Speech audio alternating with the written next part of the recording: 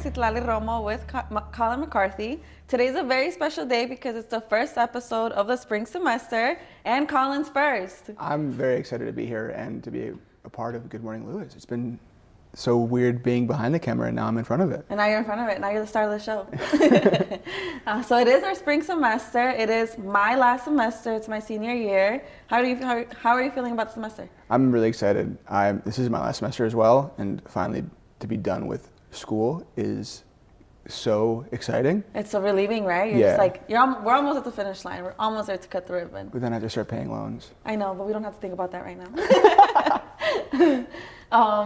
So lately it's been super foggy outside. Mm-hmm. Hopefully that changes because it's driving out here in this weather is just not fun. I was driving home from work last weekend when the fog first hit and you couldn't see like 50 feet in front of you when it was at night. It was cool, but also terrifying because you didn't know if you were gonna run up on a car. What's over there? Yeah.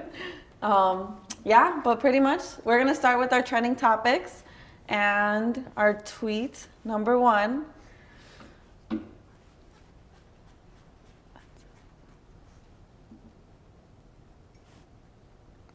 So yesterday, Elmo tweeted saying Elmo's just checking in. How is everyone doing? And then Elmo reading the replies and the tweets and everything. It was really funny because, well, you know, everyone was responding to Elmo's tweets saying like, "We're not having a good time, Elmo," or just like super negative tweets, but in a funny way. Mm-hmm. So I was having such a good time looking at everything. But yeah, I thought that was really funny for Monday morning. I love the video of her singing the song about Rocky, and Elmo is just... He's just like, no. Or when they're singing Happy Birthday to Rocky, and it's like, Rocky's like, Elmo's like, "Rocky, he's just a rock." Yeah. But yeah, I thought that one was really funny, and it was like what? It was trending yesterday for a long time. So I checked it in the morning, and then it was trending still towards the end of the day. So wow, whole day trend? A whole day trend, yep. Elmo's still relevant. Did it. He's still relevant. And here's my first tweet. The Oscar nominations came out, and there was, with the whole Barbenheimer with Oppenheimer and Barbie hitting the same weekend, there was a huge expectation that both of them were going to see Oscar noms, but neither Barbie or Margot Robbie got nominated, but the male lead did. For Barbie? Yeah. Ryan Gosling. Oh. He got nominated, but Margot Robbie and Greta Gerwig, who wrote the screenplay, didn't get nominated. The main character? Yeah, so even like the presentation of what Barbie is just proves that even in real life, it's still relevant. Male dominance. Yeah. The male dominant world. I know, I thought that's actually really crazy. I would have thought that Margot Robbie would have won. I thought she was, did you watch Barbie? I did, I thought she was great. I thought she was great too. It actually made me cry a little bit. And I was emotional that day. I was like, wow, it was a good movie, so I thought, but hopefully next Barbie number 2, she'll do it. And now tweet number 2, 49ers and the Chiefs are playing on Sunday. Are you excited for the Super Bowl? I am. As the season has progressed, I have become more and more of a Chiefs hater. And why? Because they're so annoying and they're so good. And while I was really rooting for the Lions to win, I like this 49ers team. I think it's really talented. They got Colin McCaffrey, Debo, Ayuk, Brock Purdy's really good. So it's going to be kind of really fun to see a very highly touted quarterback in Patrick Mahomes go against Brock Purdy, who is Mr. Irrelevant, and he's kind of proving that he's not irrelevant. Yeah. So I'm not really big on football, but obviously like when the Super Bowl starts coming, I'm like, oh, football. Woo. Yeah, everybody watches everybody watches football. But I am so excited to see the halftime show. We'll see if it tops last year's performance. But yeah, pretty much I'm excited for this Sunday. Hopefully it's the game that we all want to see. Hopefully it's full of action and whatnot. And then my second tweet is a little Disney announcement. Selena Gomez and David Henry of the original Wizards of Waverly Place cast all got together, the Russos, because apparently they're bringing back the Wizards of Waverly Place. And I remember the sandwich shop. I remember their little song and dance. I remember the movie. I remember Max and his pancakes. That was the only spell that he could cast I remember the crazy funky junkie hat. Yeah. I know. I'm actually really excited to see that too. It's just unfortunate that Alex Russo is not coming back, but he left the show early on too. Were you a big, like, well, yeah, you said that you know the songs and everything. That was like, it was probably my favorite Disney show. Really? Like, of that time, for sure. For sure. Selena Gomez did really good with that show too. It was really good. Huge crush on her. Yeah? Oh, yeah. Mine too. So now we're gonna go on to the TikTok. My TikTok My dog was is eating hot Cheetos out of the bag, and he's mad at me. Ben, you cannot eat those. Give me them. Give me your hot Cheetos. You cannot eat them. You cannot eat them. Oh, okay, I'm not getting near him. He's literally so mad.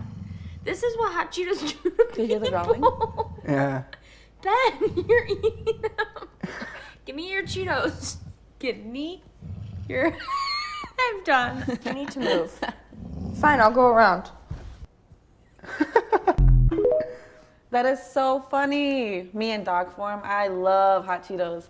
I am a hot Cheeto girl. That dog is me. That dog is a hot Cheeto girl. That is actually really funny. You can hear the growling and everything. Are you a hot Cheeto fan? I was when I was younger. I would inhale them, but now I'm much more like a general like nacho cheese Doritos. We don't need Fritos. acid reflux. Yeah. I'm too old to be putting all that acid in my body. Too much. I wish I had that self-control. I see a bag of chips and same thing, I'm inhaling it. It's like I open the bag and they're all gone.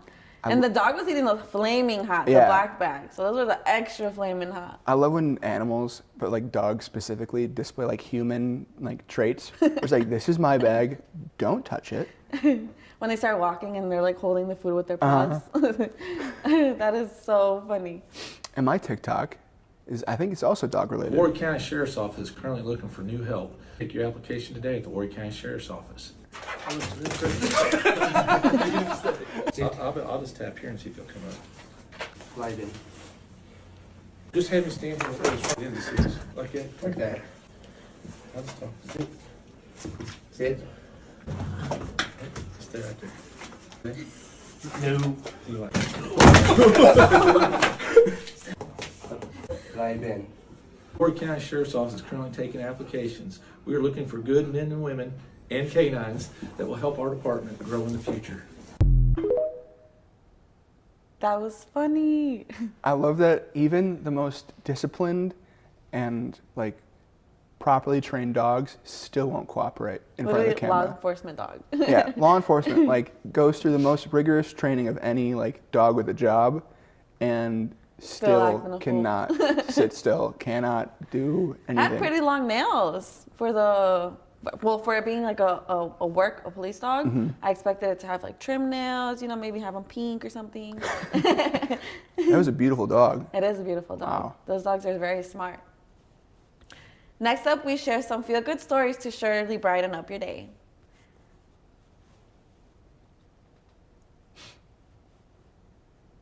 One lucky dog in the Pacific Northwest will be up for adoption soon. Several people called 911 after seeing the pup fall through ice on Lake Tapps in Washington. Responding firefighters used ropes and bodyboards to slide to the dog. It had pulled itself out of the water, but was still trapped on the frozen lake.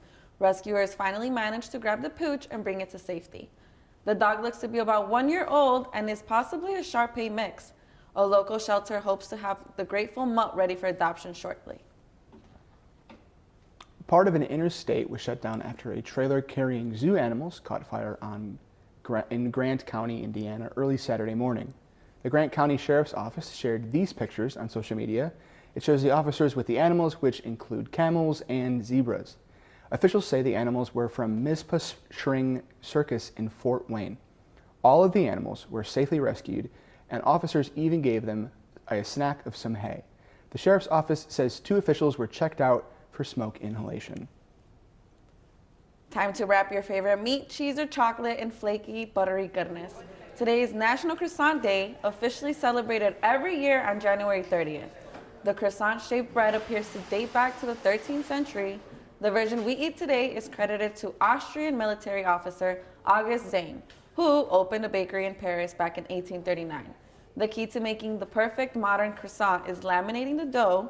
You do that by folding butter in the mixture, which creates multiple thin layers of butter and dough. You can also annoy all your friends by referring to them using the proper French pronunciation, croissant. I didn't know that croissants were Austrian. Me neither. I actually didn't even know croissants were pronounced at first croissant, Croissant. right? But that's actually really funny. We'll be back after commercials. Touchdown! Oh, did you see that? Whoa, we scored? Yeah, we scored. We're going to the playoffs. I can't believe I missed that. Every time I'm buzzed, I spend too much time on my phone. What? I should take your phone away. No. I'll call for a ride. Wait, why does my face look like that? I'm playing with these new face filters. Okay, you know what? Yep, that's mine. Kevin, I need that back. No. Kevin!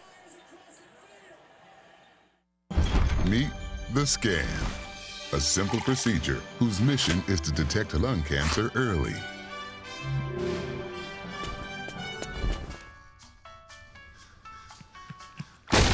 I'm here to save you.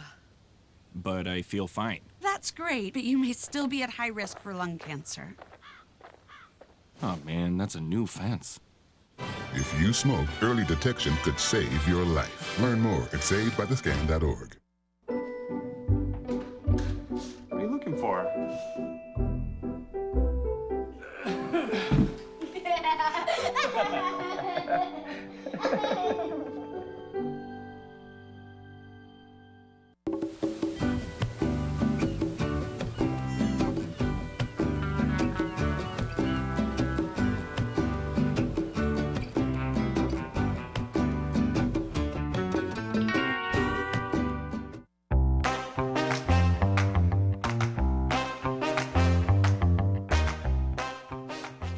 Today I'm here with Brother Pat Conway from Christian Brothers of the Midwest as he introduces us more to the LaSallian Institute for the Formation of the Teachers program, which is called LIFT for short.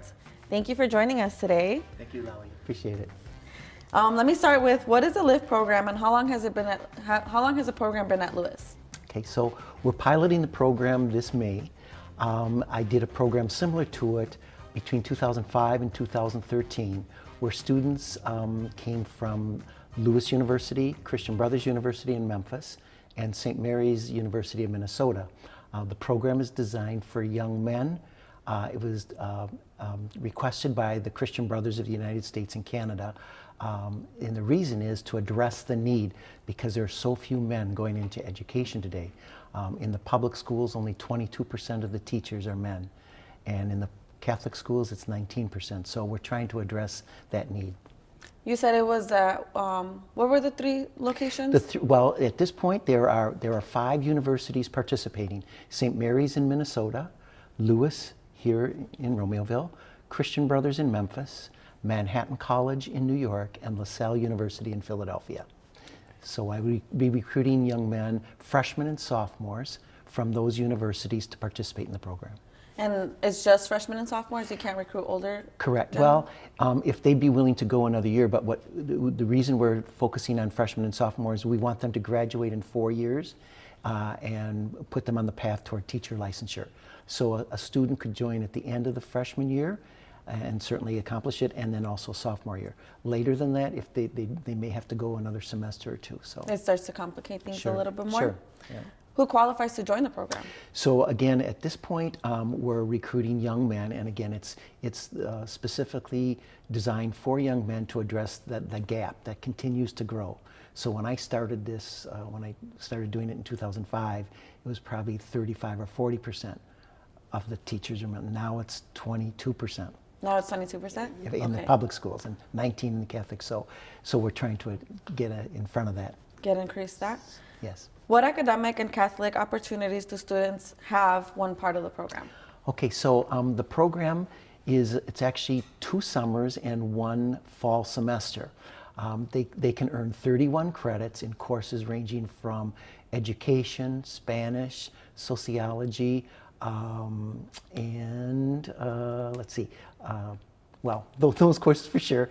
And it really runs the gamut because None of the courses take place at a university. We're all at different sites. So for example, when we're doing our education classes, they'll do clinicals for 3 weeks, 2 hours a day at an elementary school in Memphis, Tennessee. We'll do 3 weeks in Philadelphia at a middle school, 2 hours a day doing clinicals, and then 2 hours a day at a secondary school in Narragansett, Rhode Island. So in addition to their clinicals, I'll be doing 3 other classes along with other faculty from those universities that I mentioned. Is this like, well, obviously you said it's most clinicals, so it's applied learning for the most part? Sure. What's unique about the program is in addition to the coursework, it's all coupled with a field experience or a clinical. So for example, we're going to spend the first part of the piloted program, we're going to be in the Bronx in New York at a social service agency. They'll earn 3 credits in a practicum, Lasallian Community and Social Action. But we'll spend 3 to 4 hours each day at a social service agency that has a medical clinic, a dental clinic, a legal clinic, a soup kitchen, a dining hall, a clothing store where the clothing is free. It's about 3 blocks from Fordham University. Most of the people that use this service will be homeless, and very few will speak English. So what we want to do is clearly the young men in this program will have to step out of their comfort zone, but they'll be exposed to another whole way of life and learn something about what it means to be LaSallian in the process. That's awesome. How do you go about like passing, or like, is there a pass or fail, or is it just more of like? So they will, in addition to those field experiences, it's coupled with a class. So we do the theory, but we also do the practical side. So, and all the courses are graded. And so it can be pretty intense at times, but because they're experiencing what they're reading about and researching, it comes much more easily. It's real, right? So, yeah, it's real. And so my past experiences, they all did really well. Yeah? Do you have any success stories? Oh, absolutely. So about 80% of the men that went through the program became teachers and coaches. And that's another thing that we're hoping to do, is because coaches play a significant role in the lives of young people. So yes, a number of the young men have taught and have coached in a number of different areas, ranging from history, mathematics, Spanish, theology. A number of them, one from Lewis actually went on to get his doctorate at Notre Dame and is teaching at Our Lady of the Lake up in Mundelein. Another young man who he taught for about 7 years, and he was so touched by the work we did with the homeless that he's now a fundraiser for a nonprofit that raises money for the homeless people. So yeah, so it's a transformational experience. So yeah, it's cool. Yeah? It sounds actually really cool. Yeah. What are some past activities or places the program has been to? So we go to several different places. So we'll go to Glacier National Park, where we'll live on an Indian reservation, and we'll do a course in cultural diversity. We'll live at a school that the brothers opened around 25, 30 years ago. In addition to that, they'll also have a course on foundations and coaching, because so many of the young men go out to coach. So we'll be in Glacier National Park, we'll be in New York, we'll be in Bogota, Colombia, where they'll take Spanish one-on-one. We'll be in Philadelphia, we'll be in Chicago here, and in Memphis, Tennessee. So yeah, so there's a number of different places that they'll travel. And one of the cool things is I was able to write and receive some grants where they don't have to pay for any room, board, books, fees, or transportation. Yeah, that was going to be my next question. I was like, how do they do it with the funds? Because I know traveling can be very expensive. Yes, yeah. So one of the grants I received takes care of all of that. And for tuition, they'll only pay 25%. And that's not bad. Yeah. So and the reason we're doing that is we know that college students, particularly today, accumulate a lot in loans, and so to go out and teach and to be saddled with, well, almost every career, to be saddled with so much in loans is difficult. So we want to alleviate that financial burden as much as possible. Yeah, with the debt, I think that's actually a really good idea, especially because what you want to, the whole purpose is to help not only the community, but everyone getting involved. Right. And how can students join the LIFT program? So we put some posters, we had table tents in all the dining halls, areas on campus a couple weeks ago. They were out for about a week, and then we posted some posters that say LaSallian Institute for the Formation of Teachers, or LIFT.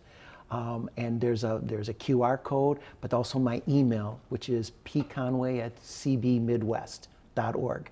Or I also have a Lewis email, so they can contact me that way. And it's also on the website. Do you have an office here? I do. It's on the first floor of De La Salle Hall, where the education people are on the first floor. So, yes. Awesome. Well, thank you so much, Brother Thank you. Pat. I appreciate the opportunity. It was nice having you here. Thank you.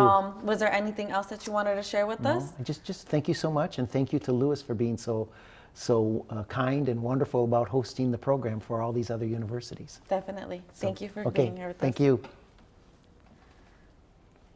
There's so many rewards in life. You coming into our home was one of the greatest rewards we could have ever had. You know, it took 20 years, and I got my third child, who was 17 at the time. It's so cool to watch the adult that you've become, and you really have done as much for us as you think we've done for you.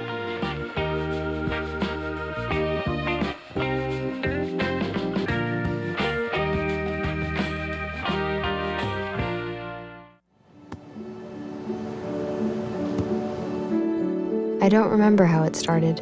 Go to that. Our back and forth. It always came back. Dad! You probably don't remember what you told me, That was perfect. but I heard every word.